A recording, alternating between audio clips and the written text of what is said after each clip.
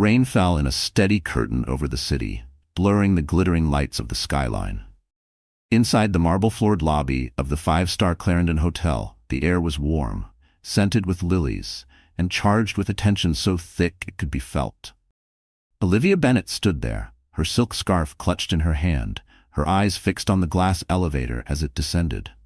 She looked elegant, but there was a stillness about her, a quiet strength that came from years of holding herself together when everything around her was falling apart.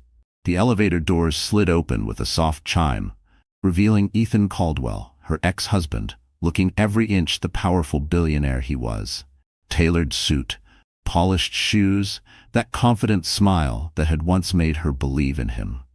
Beside him stood a younger woman in a crimson dress that clung to her like a second skin, Madison Reed. The mistress.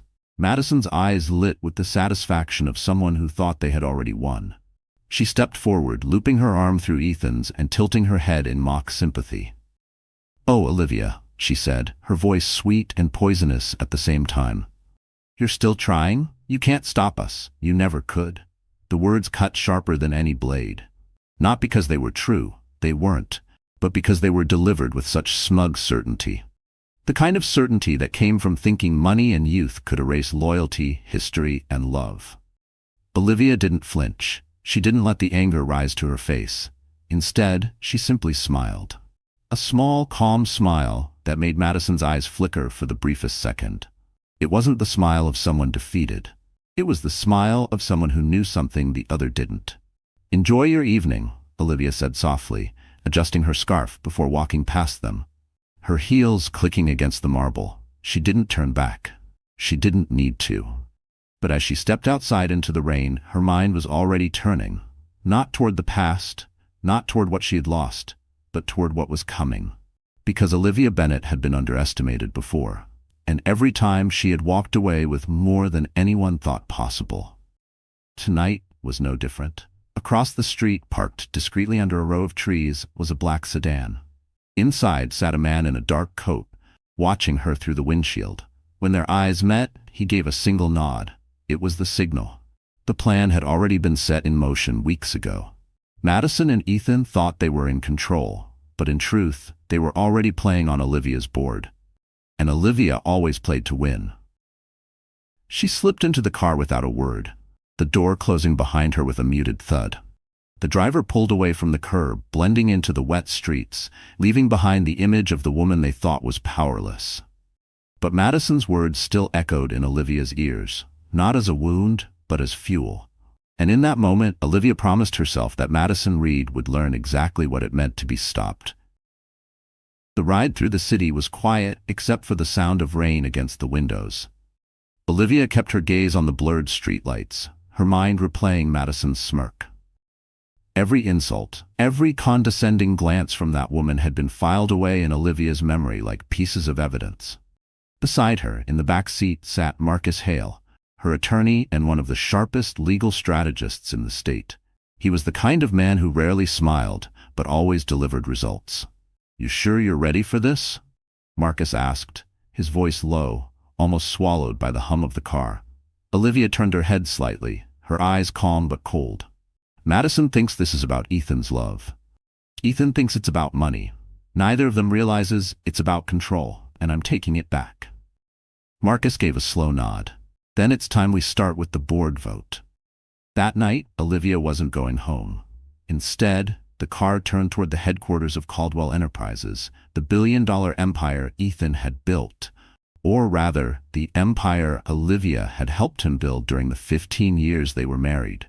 She had been there from the very first investment pitch, the sleepless nights, the risky deals. She knew every corner of that company. The divorce had stripped her of her title as co-owner, but not of her shares. And what Madison didn't know, what Ethan had forgotten, was that Olivia still had allies in the boardroom. As the sedan glided into the underground parking garage, Marcus handed her a slim leather folder. Inside were documents that could shift the balance of power in Caldwell Enterprises overnight. "Sign here," Marcus said, pointing to the page. "Once we file this, you'll have the right to call an emergency vote. Ethan won't see it coming." Olivia's pen hovered over the paper for just a moment before she signed with a steady hand. When they stepped out into the dimly lit garage, Olivia pulled her coat tighter against the chill. She thought back to the early days, when Ethan had been just a man with ambition, and she had believed in him without question. Back then, they had made decisions together. Now, he made them with Madison. But that was about to change. Marcus checked his watch. "We have 48 hours before the vote. In the meantime, you'll need to keep your composure. Madison will try to provoke you." Olivia's lips curved into the same calm smile she'd given Madison earlier. "Let her try. Every word she speaks in public will only work in my favor." They rode the elevator up to the quiet, empty executive floor. The city stretched out beyond the glass walls, the rain now a soft mist.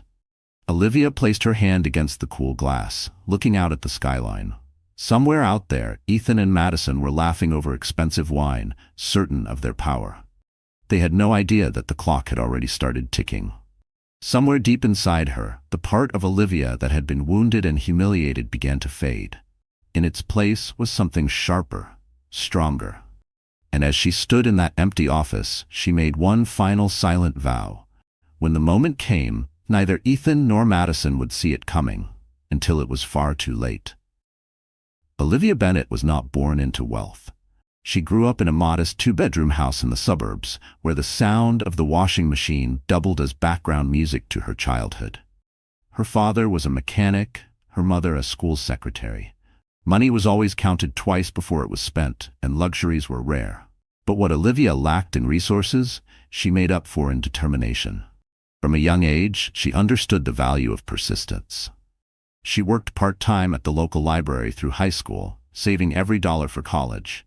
Her grades earned her a scholarship, and her relentless work ethic earned her respect from professors who saw in her something rare: grit. It was during her second year at university that she met Ethan Caldwell. He wasn't a billionaire then, just a young man with big ideas and the kind of charm that made people want to believe in him. He was studying finance, she was majoring in business administration. They met in the campus coffee shop, both buried in textbooks. Ethan had leaned over with that easy smile. "Do you believe in partnerships?" he asked. She laughed, thinking it was a pickup line. She didn't know that question would define the next 15 years of her life. They married 3 years later, pooling their limited resources to start Caldwell Enterprises. In the beginning, it was nothing but a cramped office space above a printing shop, a second-hand desk, and 2 laptops. They worked long nights, sometimes sleeping on the office couch. She handled contracts, negotiations, and finances, while Ethan worked the investor circuits, convincing people to fund their vision. Olivia never cared about the spotlight. She was the backbone, the strategist, the planner, the one who saw the roadblocks before they appeared. When Caldwell Enterprises finally broke into the high-end real estate market, Ethan's face was the one in magazines, but Olivia's fingerprints were on every deal.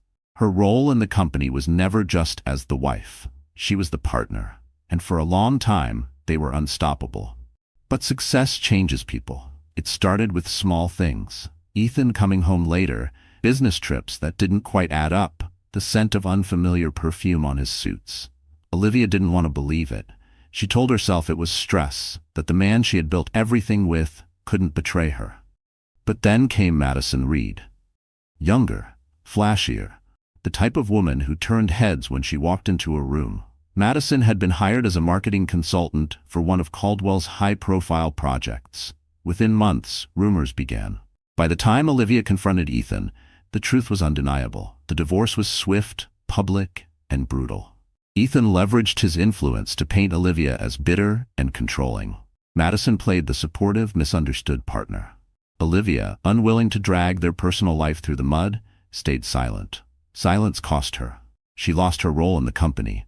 Her friends in their social circle chose sides, and most didn't choose hers. But she kept her shares. And she kept her composure. Because while they thought they had erased her from the picture, Olivia was quietly redrawing the frame. And now, years later, they were about to see the full picture she'd been painting all along. After the divorce, Olivia moved into a smaller apartment on the quieter side of the city. It was nothing like the penthouse she had once called home, but it had something more valuable: peace. For the first few months, she kept to herself.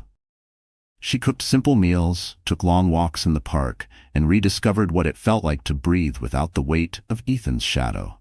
But peace did not erase the sting of betrayal, nor did it silence the whispers in her social circles.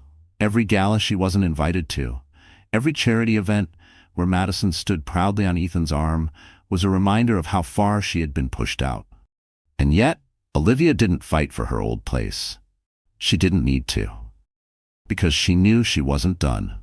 While Madison was busy posting curated photos of luxury trips and dinners, Olivia was meeting quietly with industry players Ethan had long ignored: up-and-coming developers, sustainable housing advocates, tech-driven property firms. She invested in ideas Ethan would have dismissed as too small or too risky. Her approach was different now. She wasn't building an empire for someone else's name. She was building her own. And slowly, without fanfare, her investments began to pay off. A small housing project in Portland won a national sustainability award. A tech startup she backed was acquired by a major corporation. These were not headlines Ethan or Madison followed, but they were laying the groundwork for something bigger. Still, every time Olivia crossed paths with Madison in public, the younger woman's smile carried the same unspoken message: "You lost. I won." Olivia would only nod politely, letting Madison believe whatever she wanted. She had learned something important in her years beside Ethan. True power isn't loud. It doesn't need to be announced. It moves quietly, shaping outcomes before anyone realizes it's there. That's why, when Marcus Hale approached her with the opportunity to leverage her remaining shares in Caldwell Enterprises, she didn't hesitate. She had stayed in the shadows long enough. The night she signed those papers in the underground garage, she wasn't just preparing for a boardroom vote. She was setting the stage for her return, not as Ethan's ex-wife, not as the woman scorned, but as the woman who would decide the company's future. In her mind, she could already see the moment. Madison's confident expression cracking, Ethan's voice losing its edge, the board turning their attention toward her. But Olivia knew better than to rush. Revenge, if it was to be satisfying, had to be done with precision. And she had the patience for it. So she waited. She planned. She watched. And with every passing day, she felt the tide shifting, the balance of power inching back into her hands. What Ethan and Madison didn't know was that the first move had already been made, and the next would change everything. Caldwell Enterprises was more than just a corporation. It was a fortress of glass and steel, 25 stories high, with panoramic views of the city. The top floors were reserved for executives, while the lower levels buzzed with designers, analysts, and brokers. It was here, in this gleaming tower, that fortunes were made and destroyed with the flick of a pen. Ethan Caldwell ruled this empire with the confidence of a man who believed he was untouchable. Madison, now officially his fiancée, had slipped seamlessly into the role of future Mrs. Caldwell, showing up at board luncheons and charity auctions as though she had always belonged. She knew how to charm investors, but her real skill was in playing the part of Ethan's greatest supporter. What neither of them expected was for Olivia to walk back into this building. Her first visit after the divorce was quiet, almost too quiet. She arrived without warning, her steps deliberate, her expression unreadable. Employees who had once worked under her stopped in mid-sentence as she passed, some avoiding her gaze, others offering small nods of respect. Olivia noticed everything: the subtle changes in the decor, the new faces in the finance department, the way Madison's portrait now hung in the charity wing where Olivia's had once been. It stung, but it also fueled her. She wasn't here to reminisce. She was here to take stock. Marcus had advised her to treat Caldwell Enterprises like a chessboard. Every executive, every project, every department head was a piece. Some were loyal to Ethan, but some remembered the days when Olivia was the one ensuring their bonuses were paid on time and their families had health insurance. Those were the pieces she would move first. That afternoon, she scheduled private lunches with two senior executives who had been quietly sidelined since Madison's arrival. Both men had worked with Olivia for over a decade. Both had been overlooked for promotions Ethan had handed to Madison's friends. Over coffee, Olivia didn't speak of revenge. She spoke of stability, growth, and restoring the company's integrity. By the time the check arrived, she had their quiet agreement. Meanwhile, Madison was busy preparing for the company's annual investor gala, a black tie event held in the grand ballroom of the Clarendon Hotel. It was the perfect opportunity for Ethan and Madison to flaunt their dominance. Madison planned every detail down to the champagne labels, certain the evening would be a triumph. Olivia had other plans for that night. From her vantage point, the gala wasn't just a party, it was a stage, and stages were for performances. She intended to give them one they would never forget. But first, she needed to ensure that when the curtain rose, the audience was already on her side. And that meant turning the quiet murmurs in the boardroom into a chorus loud enough to shake Ethan's throne. The days leading up to the gala were a masterclass in subtle maneuvering. Olivia didn't make grand entrances or bold declarations. She moved like water, quiet, steady, shaping the landscape without force. Her first step was to reconnect with the department heads who had seen her as more than Ethan's wife. These were people who remembered the early years, when she stayed in the office until midnight, ordering pizza for the whole team, making sure deadlines were met without burning people out. They still respected her, and more importantly, they still trusted her. At a discreet cafe tucked into a side street, she met with Helena Ward, the company's head of legal affairs. Helena had been the one to draft most of Caldwell's major contracts, back when Olivia still had an office on the 18th floor. She also happened to dislike Madison with a quiet but unmistakable intensity. "I heard you've been active lately," Helena said, her tone more curious than cautious. Olivia smiled faintly. "Let's just say I've been reminded of what's mine and what's worth protecting."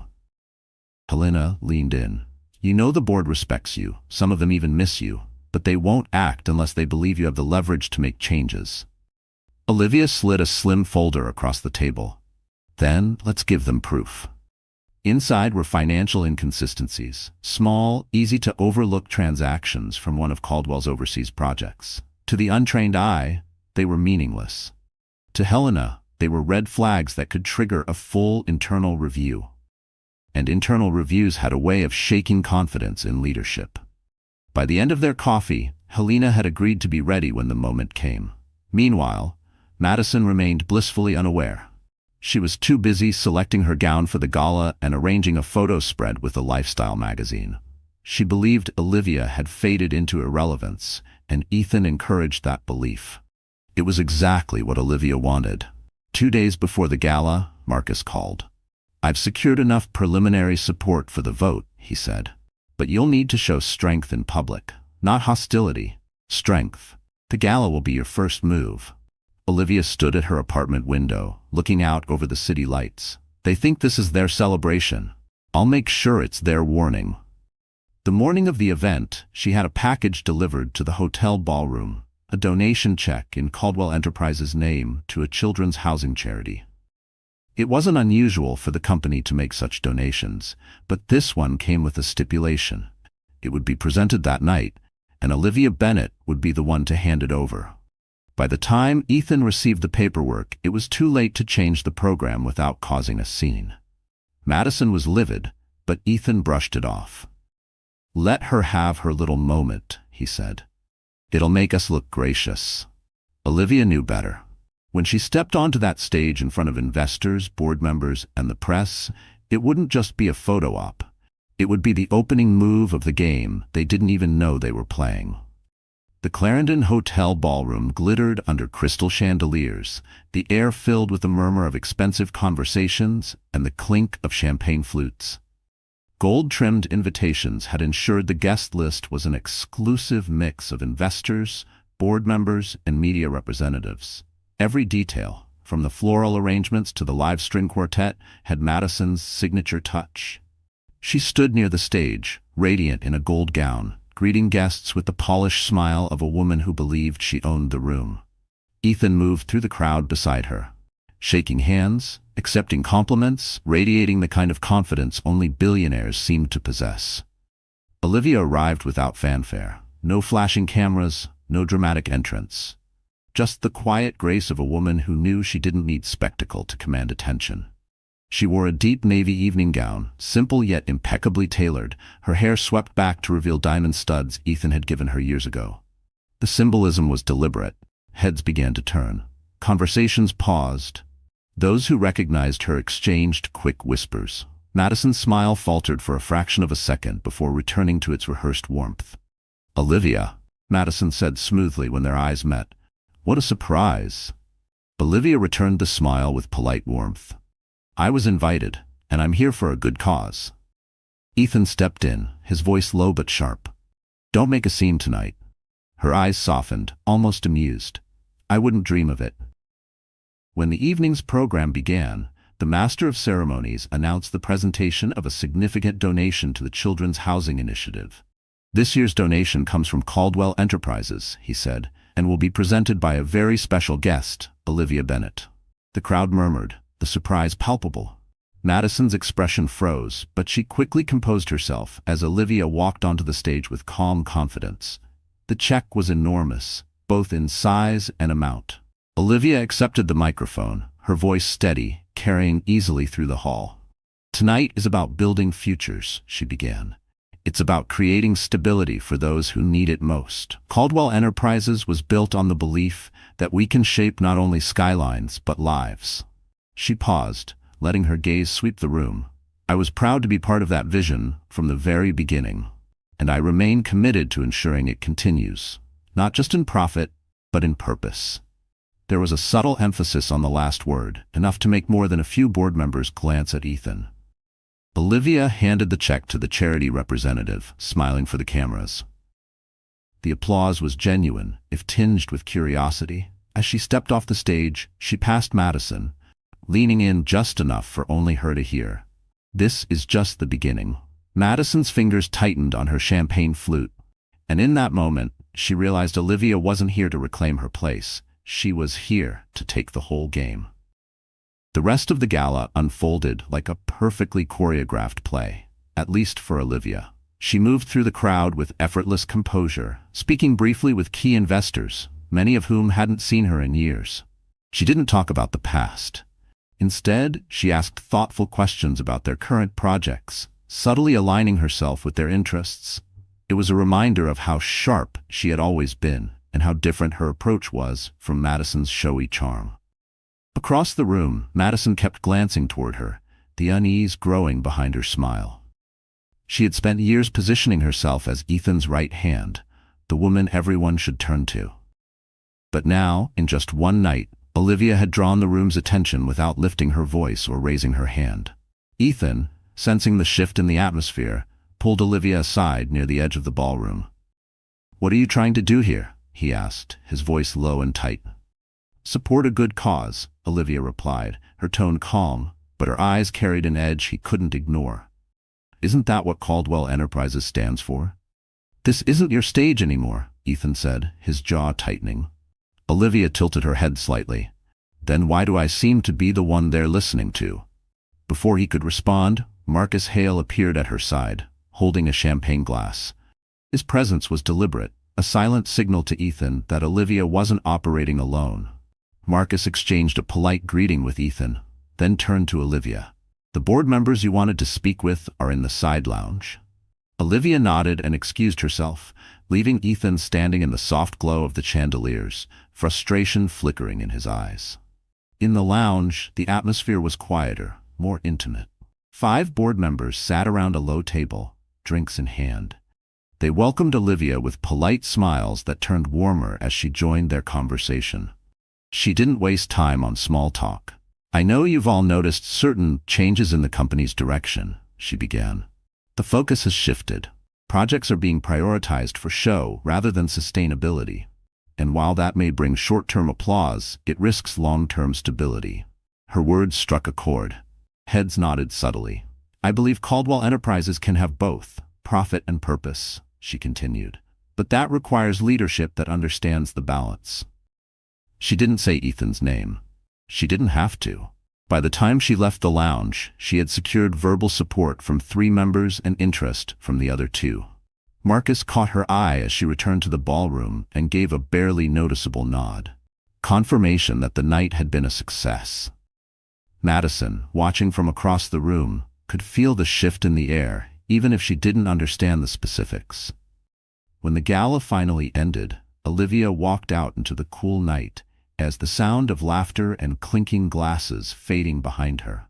The city lights stretched before her, and she felt the weight of the moment settle into place. The first move had been made in full view of everyone, and the next would force Ethan and Madison into a corner they couldn't escape. The morning after the gala, Olivia woke to the sound of her phone buzzing relentlessly on the nightstand. At first, she assumed it was Marcus with an update. But when she saw the number of missed calls and text messages, her chest tightened. Headlines flooded her newsfeed. Ex-wife crashes Caldwell Gala, stirs boardroom drama. Olivia Bennet's surprise speech raises questions about motives. The photos were worse. Carefully selected shots where Olivia's expression looked calculating, paired with captions implying she had shown up uninvited and disruptive. The narrative was clear. She was being painted as the bitter ex-wife trying to claw her way back into relevance. Olivia's stomach knotted.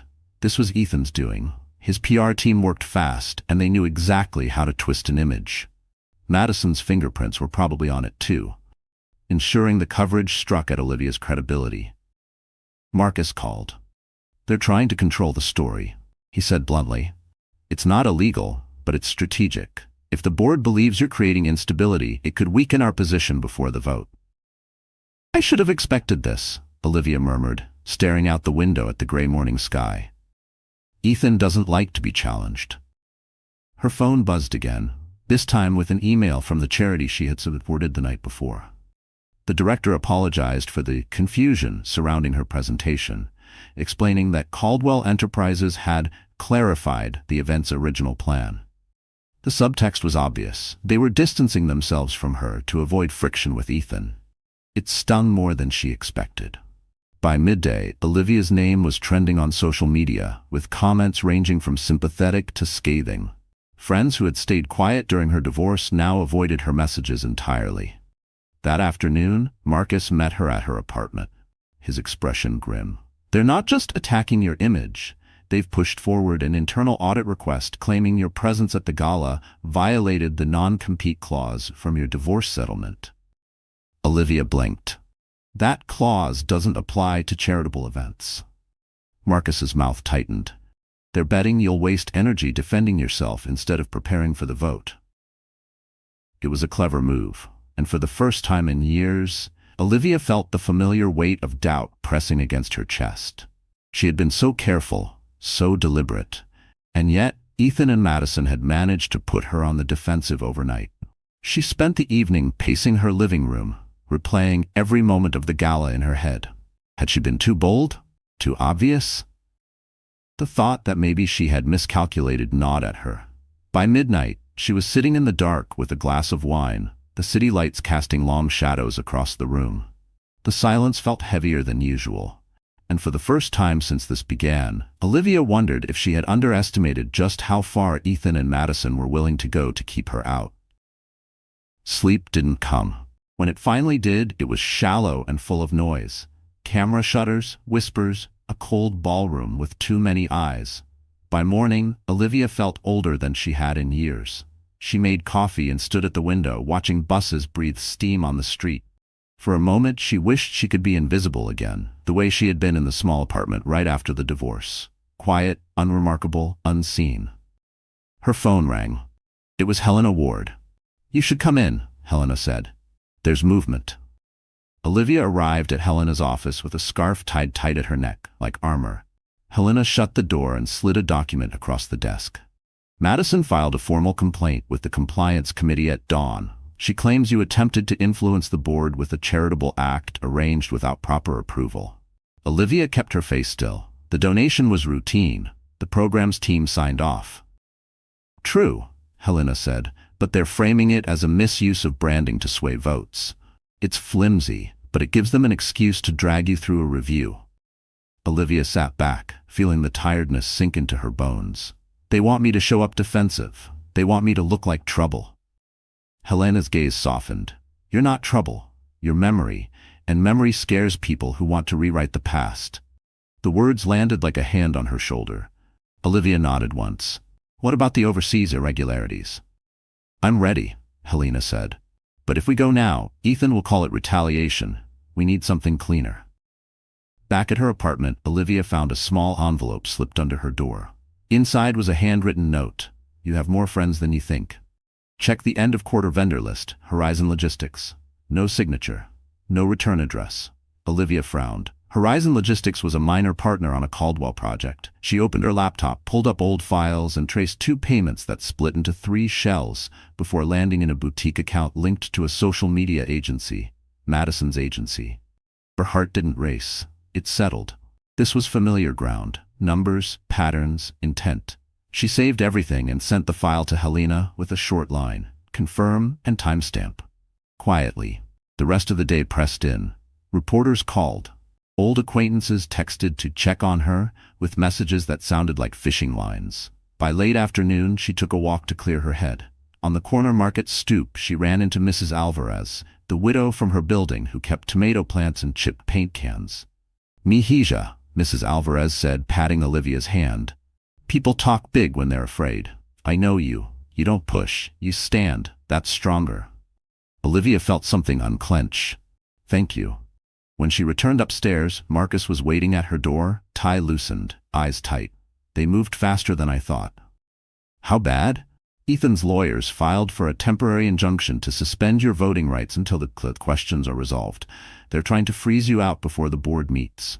Olivia exhaled. "They want me sidelined and embarrassed."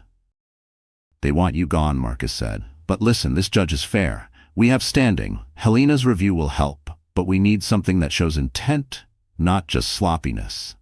Olivia opened her laptop and turned the screen toward him. Horizon Logistics. Follow the trail to the social media agency, then to the boutique account. She tapped the mouse. It lands where Madison stands. Marcus's face changed. If this holds, it's not just leverage. It's leadership risk. And leadership risk, Olivia said, is a board's language. He nodded. "I'll file a notice of opposition tonight. Hearing is set for 8 a.m. tomorrow." The apartment went quiet. Outside, sirens faded. Inside, 2 cups of coffee cooled on the counter. Olivia sat at the table and folded her hands. She felt the fear. She let it be there. Then she put it to work. "I won't fight them with anger," she said. "I'll fight them with the truth." Marcus stood. "Try to sleep. I'll text at first light." He left. The lock clicked. Olivia looked at the envelope again, the neat handwriting, the unsteady letters. "More friends than you think." She closed her eyes, and for the first time all day, a memory rose. The early mornings when she and Ethan shared one cheap desk and believed in something simple: build well, do right. She had kept her half of that promise. A knock sounded at the door. Not Marcus, not a neighbor. 3 firm raps, official and dry. Olivia opened it to a young clerk holding a brown envelope. "Miss Bennett?" he asked. "Yes." He handed it over. "Notice of emergency hearing. 8 a.m. Judge Patel." Olivia thanked him, closed the door, and pressed the envelope flat on the table. She smoothed the paper with both hands, steady and slow. Tomorrow would decide whether she walked into that boardroom with a voice or watched them lock the doors without her. The courthouse was a tall, square building with no glamour, no chandeliers, just cold stone, fluorescent lights, and the faint smell of paper and ink. Olivia arrived early, wearing a charcoal gray suit and carrying only a slim folder. Marcus was already there, pacing in the hallway, outside Judge Patel's chambers. "Helena confirmed everything," he said in a low voice. "The Horizon Logistics trail is solid. Funds moved through Madison's agency in a way that violates corporate governance. It's not just sloppy, it's deliberate." Olivia's expression didn't change. "Will it be enough to stop the injunction?" "More than enough," Marcus said. "If the judge sees this, she won't just throw out their motion. She may order an inquiry into Ethan's leadership." The hearing started promptly at 8. Ethan sat across the aisle with his legal team, perfectly groomed in a navy suit. Madison was beside him, dressed in muted gray as if to project seriousness.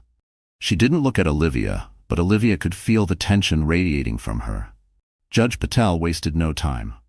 "We are here regarding Caldwell Enterprises' request for a temporary injunction against Ms. Bennett's voting rights. Counsel, proceed." Ethan's attorney launched into a well-rehearsed argument about protecting company stability and avoiding conflicts of interest. He painted Olivia as a disruptive force, framing the gala incident as a calculated move to sway board sentiment. Marcus rose slowly. "Your Honor, The petitioner claims my client poses a risk to the company's stability. What they have failed to disclose is that the company's current leadership has been engaging in transactions that not only lack transparency, but directly benefit a personal associate. He opened the folder and handed a set of documents to the clerk. We have traced payments from Caldwell Enterprises through Horizon Logistics to an unlisted account tied to Ms. Madison Reed's marketing firm. These funds were reallocated from a housing development budget without proper board approval. A murmur rippled through the courtroom. Madison's face stiffened. Ethan shifted in his seat, his jaw tightening. Judge Patel flipped through the papers, her expression unreadable. Miss Reed, do you have any professional or financial connection to this account? Madison hesitated. I manage the firm, yes, but that will be sufficient, the judge said, her tone clipped. Ethan's attorney tried to redirect the focus, but the judge raised a hand. The court cannot in good conscience restrict Miss Bennett's rights under these circumstances. The motion for injunction is denied. Furthermore, I am ordering a preliminary review into the transactions presented here. Olivia didn't smile. She didn't gloat. She simply nodded as if acknowledging a piece of a much larger plan falling into place. When the hearing adjourned, Ethan caught up to her in the hallway. You're playing dirty, he said, his voice low. Olivia met his gaze. No, Ethan, I'm playing fair. It's just that you forgot what that looks like. She walked away, leaving him standing in the sterile hallway, the echo of her heels punctuating the silence. And for the first time, Ethan realized this wasn't a skirmish. This was a war he might actually lose. Outside the courthouse, cameras waited for a statement. Olivia gave none. She walked past the microphones and down the steps with Marcus at her side, the cool morning air clearing the last traces of fear from her chest. In the car, Marcus exhaled. We bought time. Now we turn it into position. Helena will start the review? Olivia asked. She already has, he said, holding up his phone. And there's more. An internal auditor just reached out through counsel, willing to cooperate under whistleblower protection. Name's Daniel Cho. Olivia nodded. Get him to Helena. Keep it quiet. They drove to a small conference room Marcus kept for sensitive meetings. No windows, no receptionist, nothing to overhear. Helena arrived with a folder thick enough to matter. She set it on the table and spoke without preface. The Horizon Trail proves a governance breach, Helena said. But Daniel's files suggest something bigger. Timing irregularities around two announcements, last quarter's profit guidance, and the ribbon cutting for the Harborview Tower. Olivia leaned forward. Window dressing? Worse, Helena said. A pull forward of pre-sales and a side agreement promising marketing bonuses if certain influencers posted targeted content. The funds routed through Madison's firm. It juiced optics before the gala. Marcus turned a page, reading fast. If the review confirms this, it undermines investor trust. The board can't ignore it. They'll try, that Helena replied, unless you give them a safer landing than Ethan. Olivia looked down at her hands, remembering those first months above the printing shop. The cheap desk, the shared thermos of coffee, the rules they swore they'd keep. Build well. Do right. She raised her eyes. I'll give them a landing. From her bag she took a flat, weathered envelope, tan paper, a blue ink signature fading at the edges. This has been in my safe for 12 years, she said. Founder's resolution, executed when we took our first institutional check. Ethan insisted on control. I insisted on a safeguard. Marcus scanned, then stopped. A leadership continuity clause, triggered by a formal review for conflict of interest. He read again, slower. Upon trigger, either founder may nominate an interim chair, subject to a simple majority at a special meeting. Helena's eyebrows rose. You can force a vote on the chair. I can nominate a stabilizing choice, Olivia said. Someone the board trusts more than Ethan, and far more than Madison. Who? Marcus asked. Olivia's answer was ready. Agnes Whitmore. Helena sat back, impressed. Agnes was the eldest board member, a first-round investor with a reputation for fairness and a long memory of who had kept promises when the company was small. She also disliked spectacle. Agnes will accept if it protects the company, Olivia said. And it will. The plan unfolded quickly. Marcus drafted the notice for a special meeting. Helena queued the documentation to the board's secure portal, time-stamped and clean.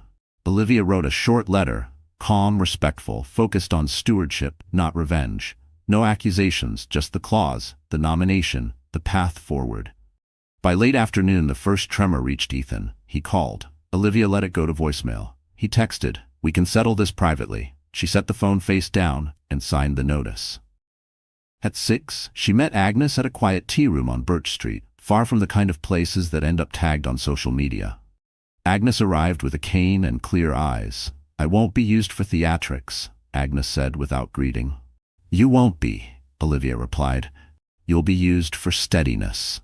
They spoke for 20 minutes. Olivia outlined the clause, the court ruling, the review. She didn't embellish. Agnes listened, then nodded once. "If the company is under a cloud, it needs shade, not lightning. I'll allow my name."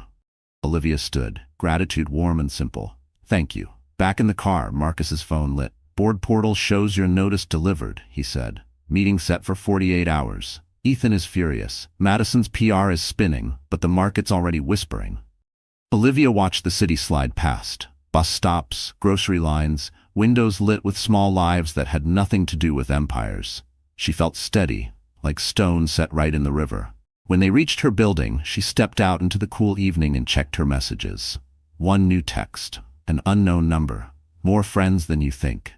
Check Harborview change orders. Suite PH2. Personal finishes. Not billed to personal. No signature." She forwarded it to Helena.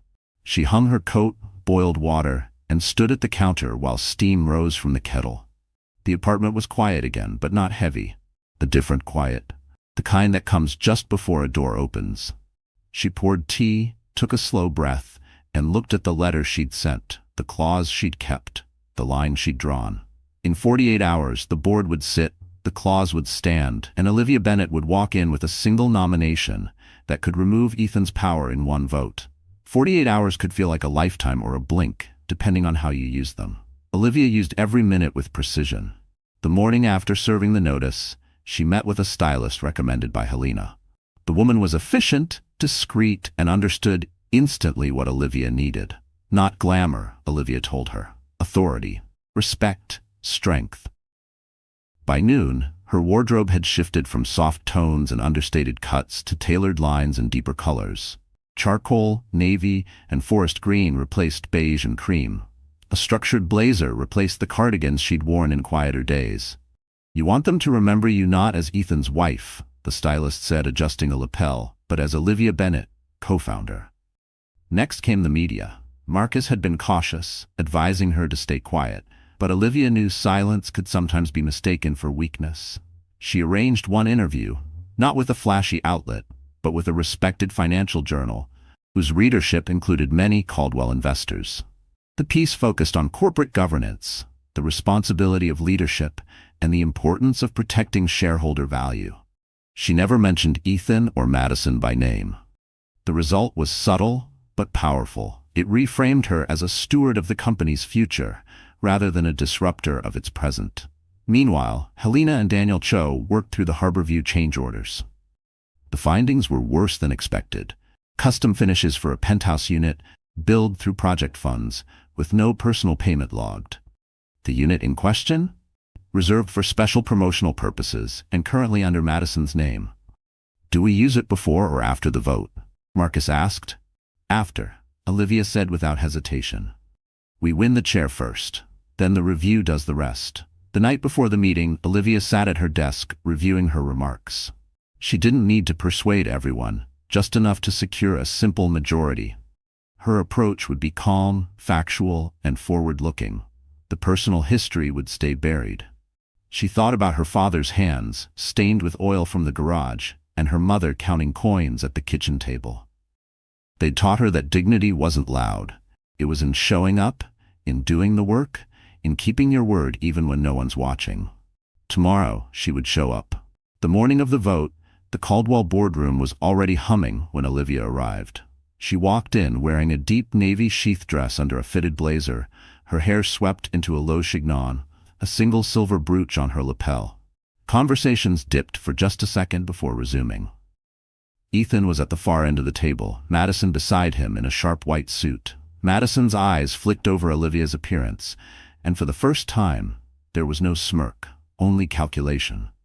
Marcus slid into the seat next to Olivia, his briefcase clicking shut. "Everything's in motion," he murmured. Olivia set her notes on the table, her gaze steady.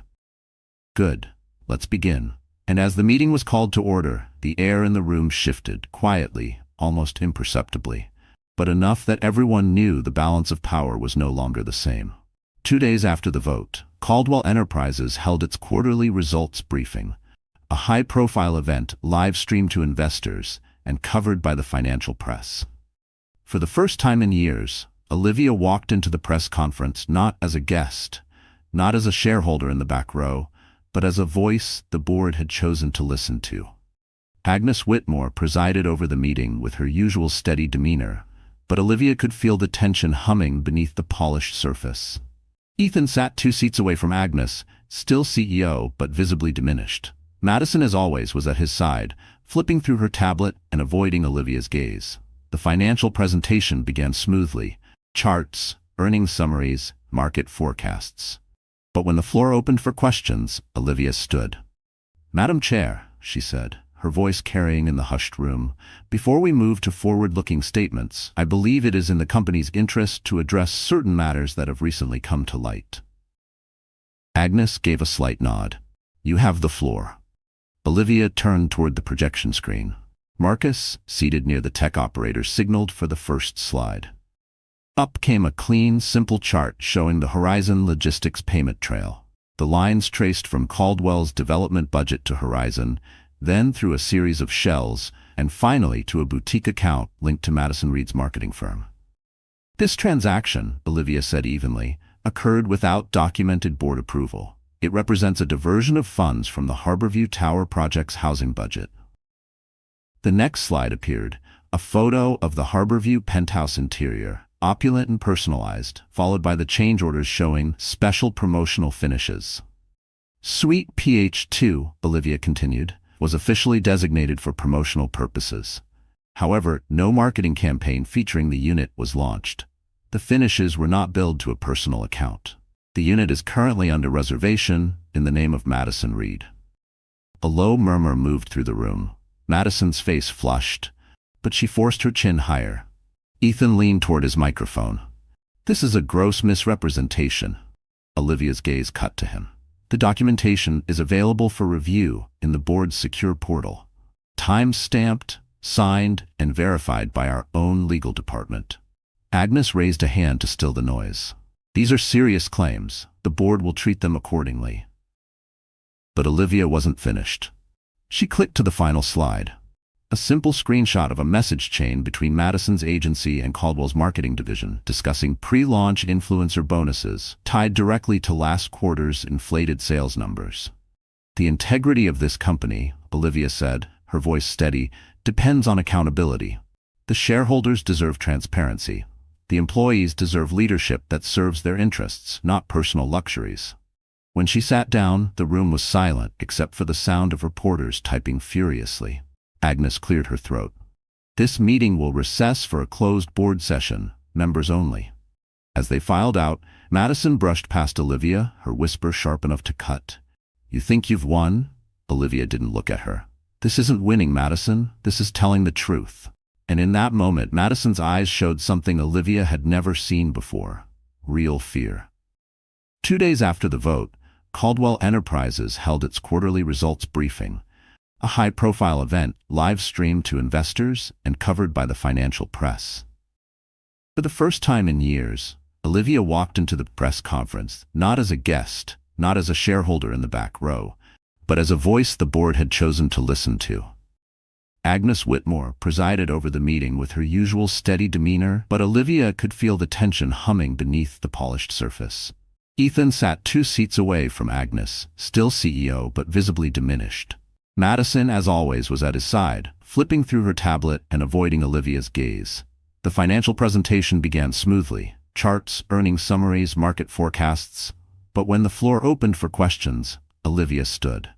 "Madam Chair," she said, her voice carrying in the hushed room, "before we move to forward-looking statements, I believe it is in the company's interest to address certain matters that have recently come to light." Agnes gave a slight nod. "You have the floor." Olivia turned toward the projection screen. Marcus, seated near the tech operator, signaled for the first slide. Up came a clean, simple chart showing the Horizon Logistics payment trail. The lines traced from Caldwell's development budget to Horizon, then through a series of shells, and finally to a boutique account linked to Madison Reed's marketing firm. This transaction, Olivia said evenly, occurred without documented board approval. It represents a diversion of funds from the Harborview Tower project's housing budget. The next slide appeared, a photo of the Harborview penthouse interior, opulent and personalized, followed by the change orders showing special promotional finishes. Suite PH2, Olivia continued, was officially designated for promotional purposes. However, no marketing campaign featuring the unit was launched. The finishes were not billed to a personal account. The unit is currently under reservation in the name of Madison Reed. A low murmur moved through the room. Madison's face flushed, but she forced her chin higher. Ethan leaned toward his microphone. "This is a gross misrepresentation." Olivia's gaze cut to him.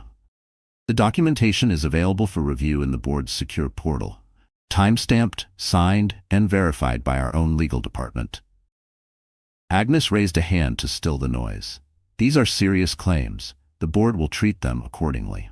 But Olivia wasn't finished.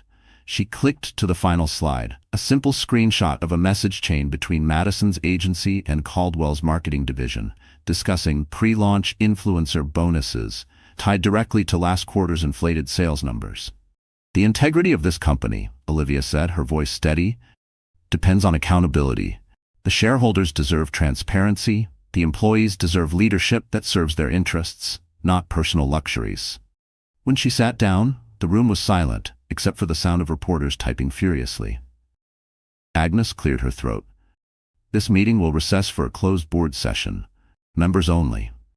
As they filed out, Madison brushed past Olivia, her whisper sharp enough to cut. "You think you've won?" Olivia didn't look at her. "This isn't winning, Madison. This is telling the truth." And in that moment, Madison's eyes showed something Olivia had never seen before: real fear. The closed session convened in the smaller boardroom, a room meant for confidential discussions, away from the cameras and the press. Heavy curtains muted the daylight, and the low hum of the air conditioner was the only sound as everyone took their seats. Agnes placed her hands on the table. "We will address the allegations immediately. Legal has verified the documents Miss Bennett presented. I will now open the floor for discussion." The first to speak was Director Lang, a veteran investor with a reputation for blunt honesty. "I backed this company because I believed in its long-term vision. If these findings are accurate, they show a lapse in leadership ethics. That is unacceptable." Several heads nodded. Ethan leaned forward, his voice controlled but strained. "I have led this company to record growth. We are in the middle of expansion. This is not the time for—" "This is exactly the time," Agnes cut in. "When the integrity of leadership is questioned, hesitation only deepens the damage." Madison shifted in her chair, crossing her legs. "These accusations are being weaponized for personal reasons." Miss Reed," Director Hale interrupted. "The documentation ties your firm directly to misallocated funds. That is not a personal issue, it's a fiduciary one." The words landed like a gavel strike. Madison's composure cracked, her voice rising. "Ethan approved everything. If there's blame—" She stopped, realizing too late what she'd admitted. The room went still. Agnes turned to the legal counsel seated near the wall. "Please note that statement for the record." From there, the tide shifted swiftly. One by one, board members voiced concerns about investor confidence, public perception, and the risk of regulatory scrutiny. Ethan's rebuttals grew shorter, his arguments thinner. Madison said nothing more. Finally, Agnes spoke. "Given the circumstances, I propose an immediate leadership review. Until its conclusion, Ethan Caldwell will step aside from day-to-day operations. An interim CEO will be appointed to ensure stability." The vote was called. Hands rose, 9 in favor, 3 against. Ethan sat back, the color draining from his face. Madison's eyes darted between him and Olivia, as though searching for some lifeline that wasn't there. When the meeting adjourned, Olivia gathered her folder without hurry.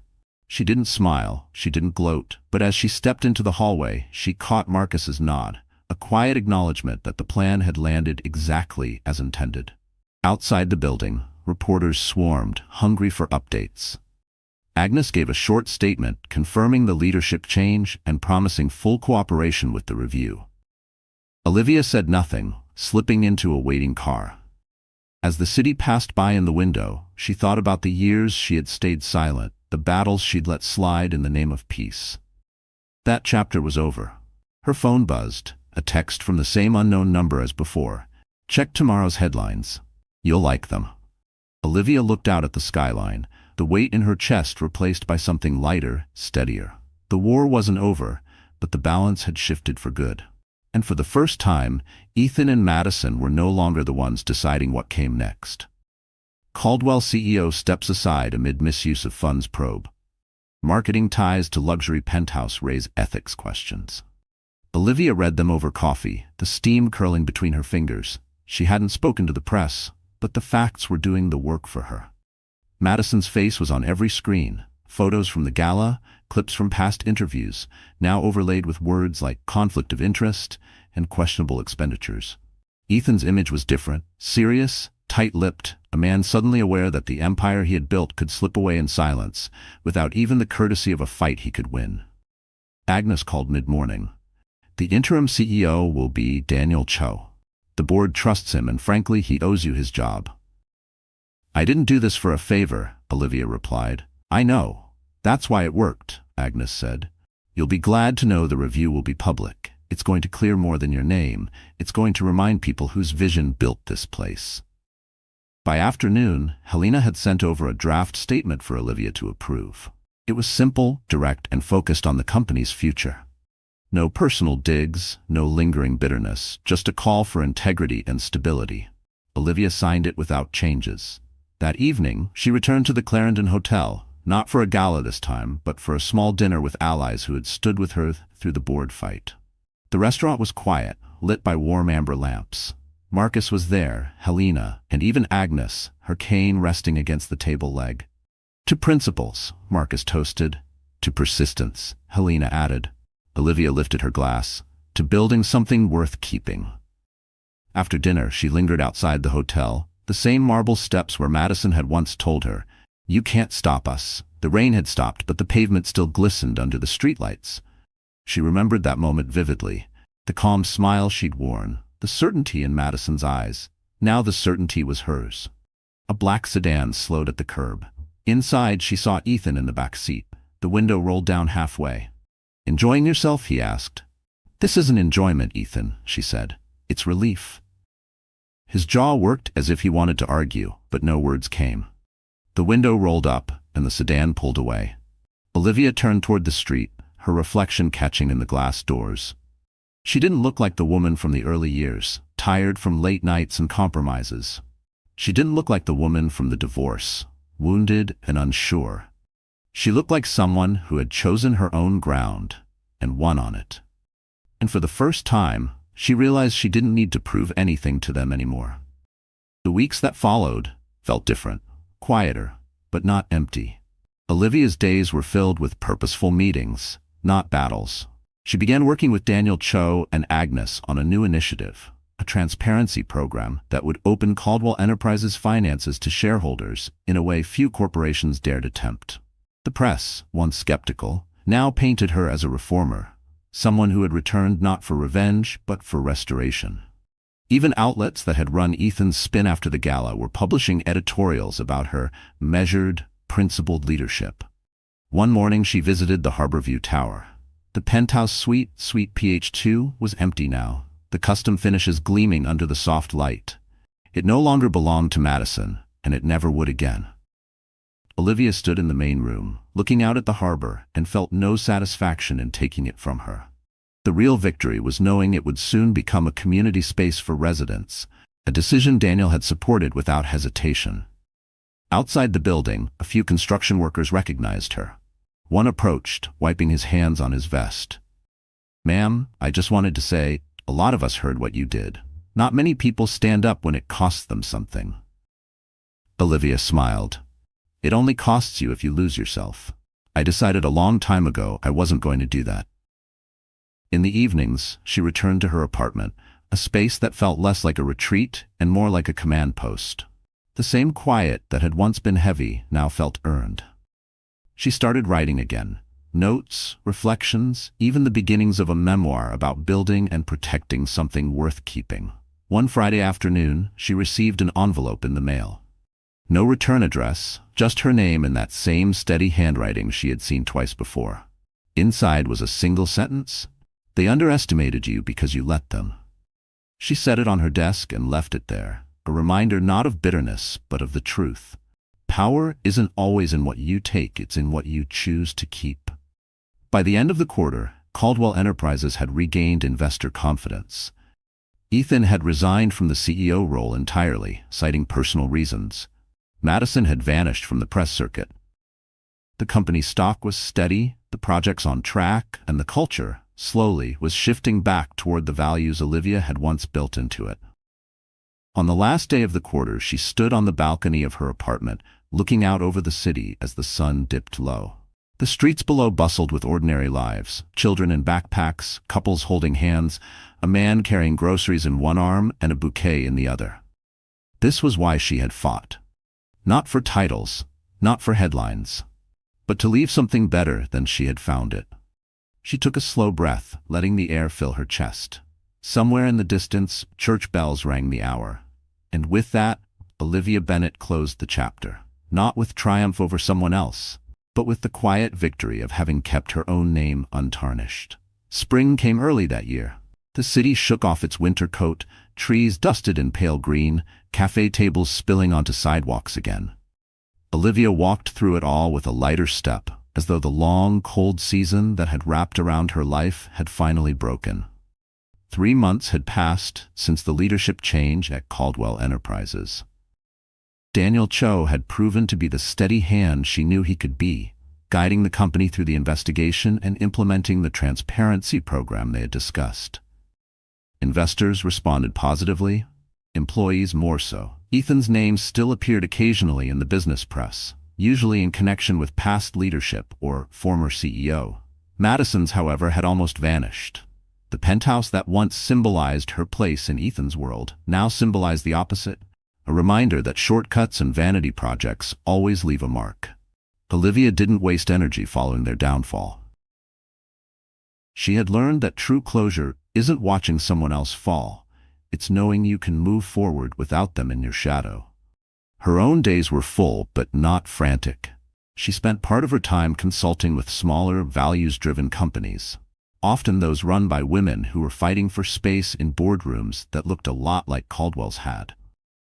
She spoke at a few conferences, not as a scandal survivor, but as a builder, a strategist, a leader who had been underestimated and had outlasted the underestimation.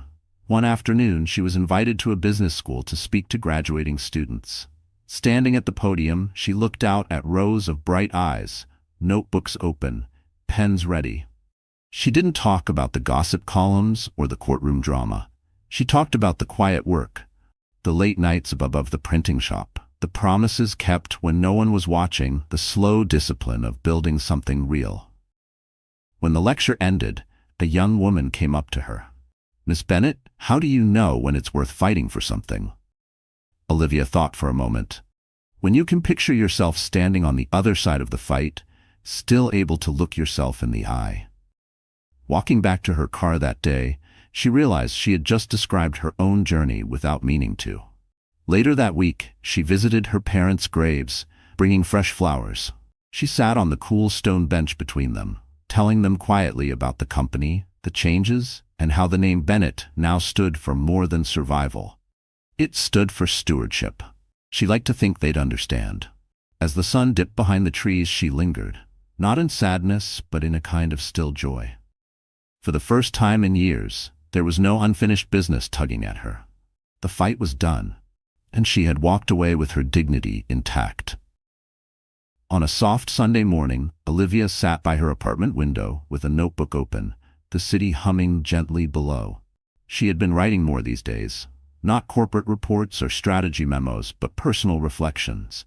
The act of putting words on paper grounded her, a reminder that the story she had lived through was hers to shape, not theirs to define.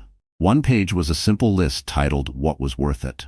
It wasn't about victories over Ethan or Madison, it was about the moments that had restored her.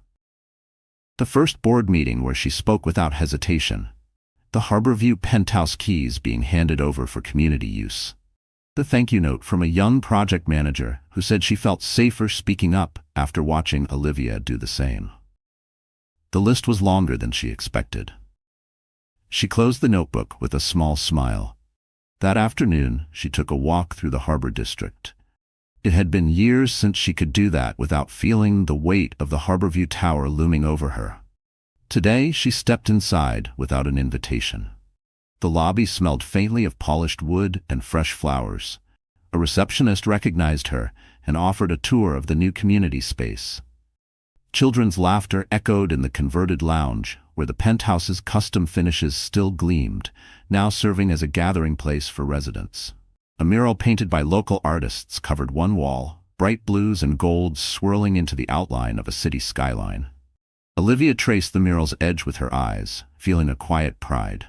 Not the sharp thrill of a win, but the deep settled satisfaction of seeing something broken made whole again.